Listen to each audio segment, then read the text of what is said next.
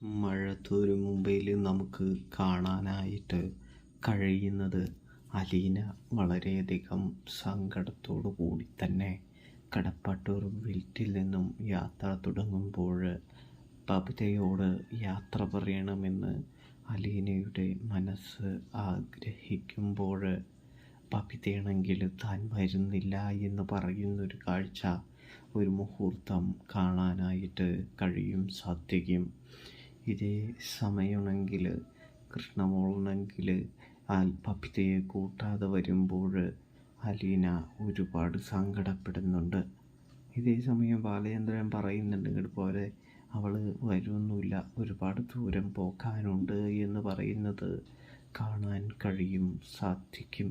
അങ്ങനെ അലീന കടപ്പാട്ടൂർ വീട്ടിൽ നിന്നും യാത്ര തിരിക്കുകയാണ് എന്ന് കാണാനായിട്ട് കഴിയും സാധിക്കും.